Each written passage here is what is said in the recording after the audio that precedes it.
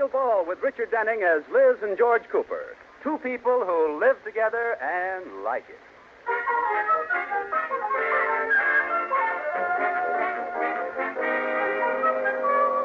As we look in on the Coopers tonight, they've settled down for a quiet evening at home. Liz has discovered an intelligence quiz in a magazine, but she's having trouble getting George's attention because he is lost in a gripping, blood-curdling murder mystery. George. George. Oh. Pick him up. Bang, bang, bang. They got me, Liz. Oh, stop clutching your heart. Nobody shot you. Oh, what's the big idea? Well, now maybe you'll listen to me. Look, there's a quiz in this magazine we should take. Oh, wait a few minutes. I'm almost finished with this murder mystery. Put it down, George. I'll tell you who committed the murder. Don't tell me. But it'll save time. Liz! All the time I thought it was the gardener, and then it turned out Now, to be... stop that, Liz. All right, I won't tell you. Thank you. I bet you don't even suspect the butler.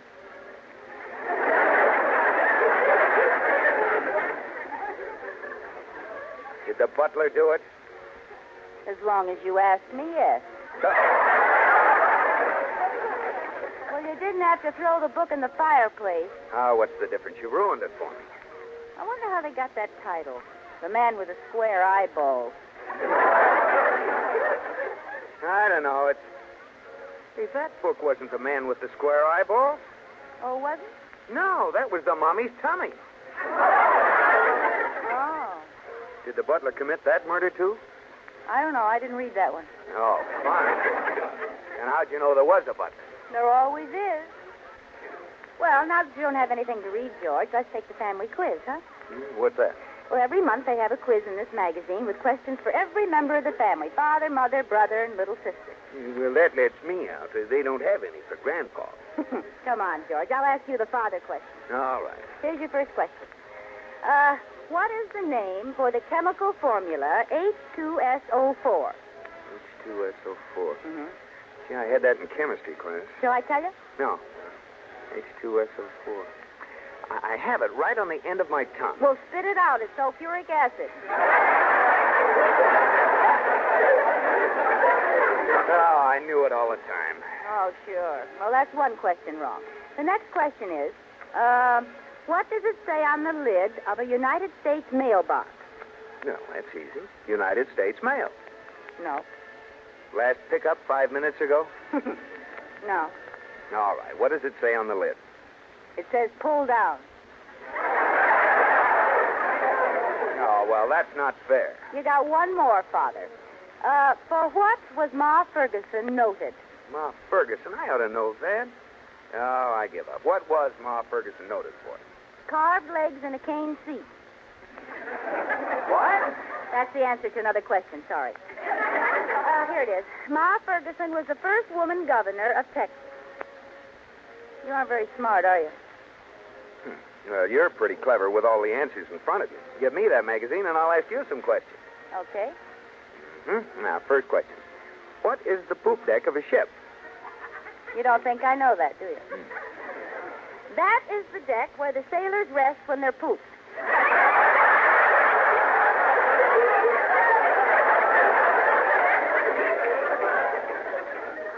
No, Liz. It's a raised deck on the stern of the vessel. I like my answer better. Now, never mind. Now, question 2. Does sound travel faster or slower in water than it does in air? That's a very good question. Well? Next question. All right. Chicle is the main ingredient of chewing gum. Where is the largest deposit located? Under theater seats. Oh, you're doing great. Well, I guess the questions for Mother are just too hard for me. Try me on the ones for little sister. I just did. Oh. You know something?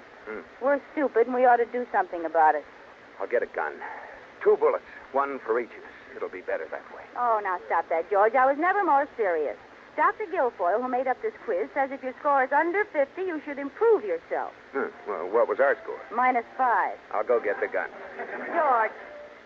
You may be contented to live in a mental rut, but I'm not. I want to make you proud of me. I don't want to be proud of you. I want you just the way you are. Oh. Now, what's the matter? You don't have to be so obvious. You think I'm beautiful but dumb. I do not. I didn't say you were beautiful. Oh, I don't know what I mean. I'm going to send for Dr. Guilfoyle's book on how to improve yourself. Oh, forget it, Liz. That's just a racket. They write a hard quiz just so they can sell a book. Is that so? Well, look at the people who recommend this book. Truman and Goldwyn. Oh, yeah? What are their first names? Harry and Sam. Harry Truman and Sam Goldwyn? No, Sam Truman and Harry Goldwyn. I might have known. Well, just forget Dr. Guilfoyle and his book, Liz. Are you satisfied to stay stupid? Yep. Oh, George.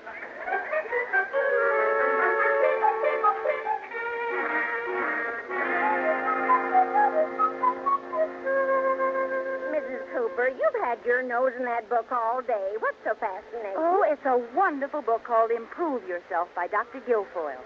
Oh, my first husband, Clarence, used to read that book. Listen to this. The human mind is like a delicate flower. Well, Clarence must have read that part. He was always potted. Okay. Now, Dr. Guilfoyle has 3 wonderful rules to help you impress people and make them think you're well informed. What are they? Learn 10 new words a day, be a good listener, and have one subject down cold so you can always steer the conversation around to it. You know, that makes sense. I've learned my 10 new words for today, and I put them in a sentence. What is it? By assiduous application, I have promulgated a plethora of altruistic ubiquity and lugubrious perspicacity. I hope you're not going to say that in mixed company. Oh, Katie, you're so perspicacity. I am. Hello? Hello, Liz. What's new? Well, dear, by assiduous application, I have promulgated a plethora of altruistic ubiquity and lugubrious perspicacity. Sorry, wrong number. Oh, no. George, wait a minute. It's me. You? What's with all these big words? Oh, I just thought I'd improve my vocabulary as sort of a hobby. You know, an avocado. That's avocation. Oh. Well, what'd you call me about, dear? Well, I just want to know if it's all right to bring someone home to dinner. Why, certainly. How important is he, George? Sirloin, T-bone, meatloaf, or hash? Strictly sirloin. Okay. His name is Barton, and he's in charge of those new open foreign meetings in the auditorium every week. Well, what do you want from him? Free tickets? No.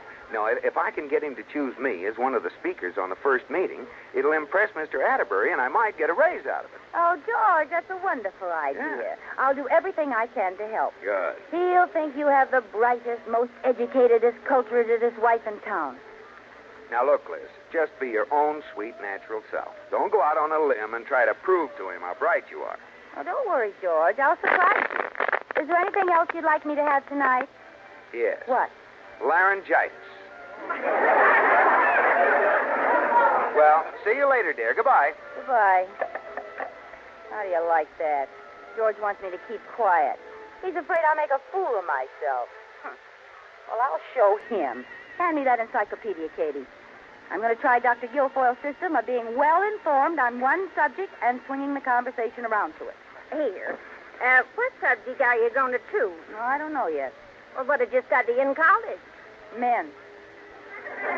But that won't do. Oh, well, one subject is as good as another.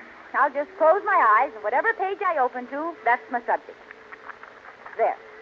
The subject I'm going to study is... Oh, dear. Well, I said I'd do it, and I'm going through with it. What's the subject, Mrs. Cooper? Beekeeping.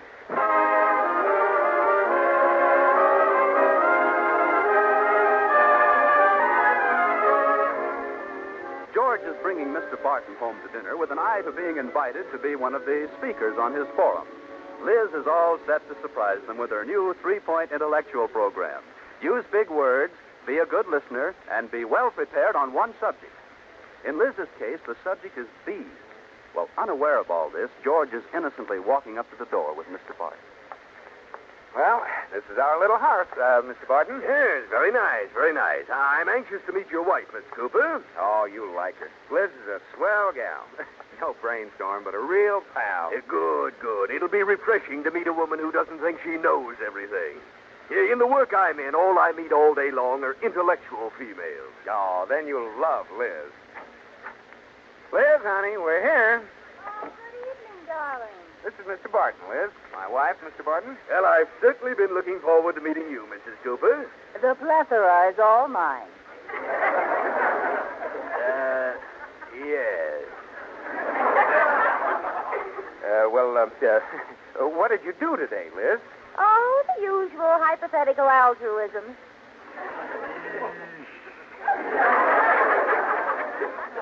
Shall we all go into the living room? Yes, that'll be very nice. Lovely place you have here, Cooper. Oh, well, it really isn't much. No, but it has a nice feeling of claustrophobia. Claustrophobia? Liz, how about a drink before dinner, Mr. Barton? Now, there's a fine idea. Yes, George, get Mr. Barton a libation. Oh, and if you're hungry, there's a dish of unicorns on the table. Thanks. I never touch them. The horns stick in my teeth. Oh, she's kidding. Great kidder, Liz. She's really just an old-fashioned girl. It sounds like she's had too many old-fashions. Come on, Liz. Help me get Mr. Barton his libation. Well, George, you certainly can carry one. Come on. We'll be right back, Mr. Barton. Diversify yourself. Ow! You didn't have to yank me off the floor, George. What's the matter with you? What's with all those big words? How do you like it? It's a new me. Well, try to remember where you threw the old one and go get it. But, George, I'm just being intellectualistic. Oh, is that what it is? Well, Barton doesn't like intellectualistic women. You're ruining my chances. Oh, I'm sorry. Now, let's go back in and promise me no more big words. I promise, George. Good. No more big words. Now, come on. Here's your drink, Mr. Barton. Oh, thank you. Well, as long as you're about to start your forum programs, I think a toast is in order. Oh, that's a wonderful idea. I'll propose it. No big words. Don't worry. Gentlemen, a toast. Here's to one of nature's greatest beings. Well, The queen bee. I beg your pardon. I don't get the point, Liz. Oh, that's just it. The poor queen bee goes through life without even a little stinger to protect herself. Listen, you little stinger. Haven't you forgotten something? Mr. Barton's forum. Well, I'm for 'em, too. You know, there's nothing as fascinating as bees. Those little creatures have a society. Oh, that is Liz, why don't you go fix yourself a cyanide and soda? Mr. Barton and I want to talk about other things. Well, go right ahead, George. Thank you. Mr. Barton, I understand your group is going to sponsor a Shakespearean company this spring. That's right, if we can get the appropriation from the city council. They're a little reluctant, but I think we can egg them on. Oh, speaking of that, Mr. Barton, did you know that the queen bee lays 3,000 eggs a day? Bully for the queen bee. Now, about this group of yours. I'm crazy about Shakespeare. Oh, so am I. To be or not to be? Pardon us a moment, Mr. Barton. Liz, I'd like to see you in the hall. Ow, let go of my ear. Now, where'd you get this crazy idea? None of your beeswax. What are you trying to do? You're acting like an idiot. Not according to Dr. Guilfoyle. Oh, So that's it. You bought the book after all. I just wanted to make you proud of me, George. I thought after you saw how I'd improved We'll myself... discuss it later. Now, behave yourself. All right. I'll just listen attentively and agree with everything he says. Is that all right? Yes. Now, come on. All Well, now, Mr. Barton, where were we? We were discussing the love life of the queen bee. Oh, well, tell us more of your plans for the city. Well, we want to make our city a cultural center. And to do this, my office is a regular beehive of activities. In order to succeed, we need the support of every public-minded citizen. Oh, Mr. Barton, you're so right. You think so? Well, I just can't tell you how much I agree with you. Really? Well, that's very nice of you. It isn't a question of being nice. Everything you said is exactly how I feel. Only you put it so perfectly. Why, Mrs. Cooper, I had no idea you were so well versed on this subject. Now, along the lines you were following, Mr. Barton. Please. Now, what were you saying, Mrs. Cooper? Well, I was merely waiting to hear more about your fascinating project. Yes. Well, in addition to the Shakespearean group, we're going to agitate for playgrounds with swimming pools, tennis courts, and free art lessons for the youngsters. Oh, you're so right. Cooper, you didn't tell me your wife was such a stimulating conversationalist. Well, It's a pleasure to meet a woman who has something to say. Mrs. Cooper, I especially like your idea about free art lessons for the youngsters. Oh, it was nothing. Oh, no, it was a flash of inspiration. You're a very clever woman. Oh, you're so right. Oh, brother. Look, Mr. Barton, that particular idea is one I've had for a long time. Now, why do you keep interrupting, Cooper? You're just making a pest of yourself. Oh, you're so right. As a matter of fact, Mrs. Cooper, I have a favor to ask of you. Our first forum meeting is this Saturday night. Will you do me the honor of being a speaker on the panel? Why, Mr. Barton, you just know I will. Oh, thank you. And with you on the stand, I have a feeling the evening will be one I'll never forget. Oh, you're so right.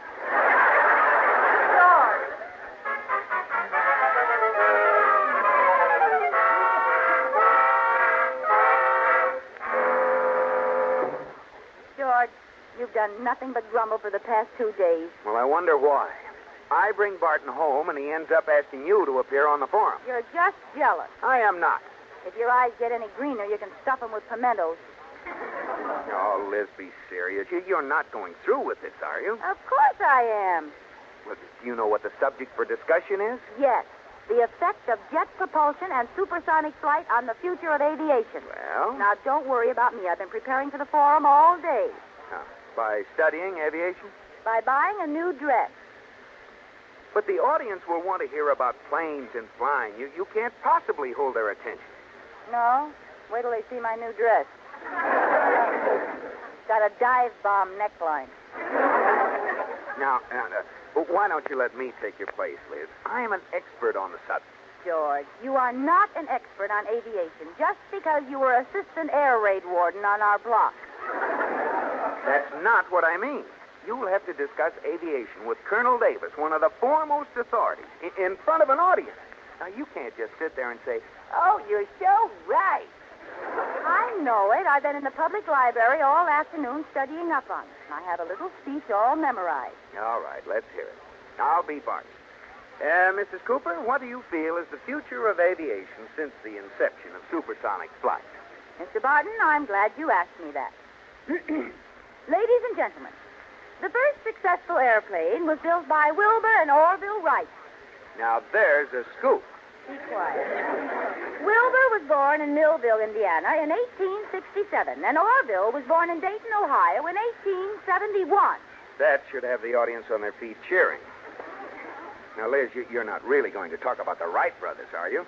Certainly. But what have they got to do with the subject? Well, if they hadn't invented the plane, it'd be a lot harder to fly these days. Those boys would be up there hanging on to nothing but a hot jet. I give up.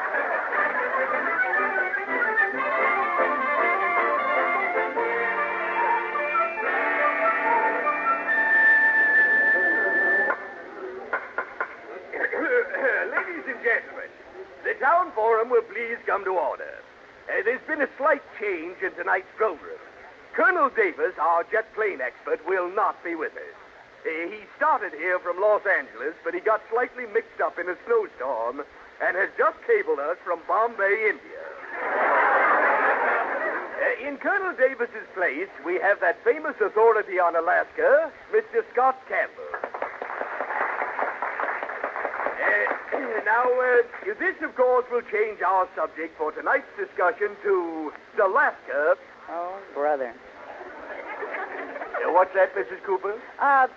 Relative in the audience. Hello, brother. Yes. Well, on with the forum, and let's see if we can't get a little heated discussion underway. We all know how Mr. Campbell feels on tonight's subject. Mrs. Cooper, how do you feel? I don't feel so good. Oh, come, Mrs. Cooper. Start the ball rolling. All right. Mr. Barton, Mr. Campbell, ladies and gentlemen. In my opinion, the way I feel about this subject is, Wilbur and Orville Wright built the first successful airplane. Wilbur was born in Millville, Indiana. Mrs. Cooper, pardon me. I think you're still on the old subject. Oh, you're so right. The subject is Alaska. Will you continue? You want me to continue? Yes. While Orville was born in Dayton, Ohio. No! When are you going to get to Alaska? Let me get the plane invented, and I'll fly up there. I knew I shouldn't have asked a woman up here. Mrs. Cooper, would it be possible for you to continue without mentioning your friends, the Wright brothers? It certainly would. Friends of Alaska, we must remember that the queen bee lays 3,000 eggs a day. I knew it. Mr. Campbell, take over. Yes, thank you. There are 72,000 people living in Alaska, and 20,000 of these are children. What about their education, their future? Who is responsible for these children, Mrs. Cooper? Do you really want me to answer that? You wouldn't dare. Who is responsible for these children, Mrs. Cooper? Wilbur and Orville Wright.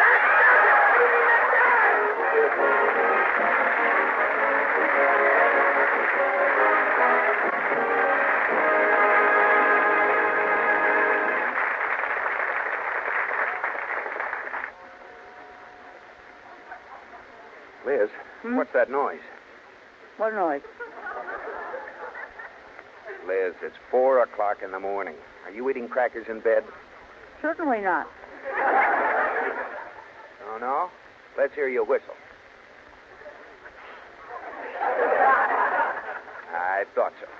Well, I was awfully hungry, so I got up and got a snack. What's wrong with that? Give me those crackers, Liz. No. Give me those crackers. Oh, now you got them all over the bed. You're mean. Right. Now, there. Now, go to sleep.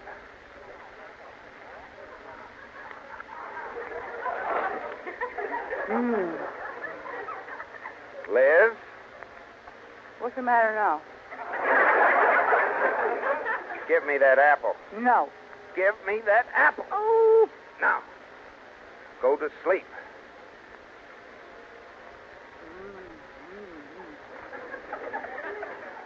Are you eating again?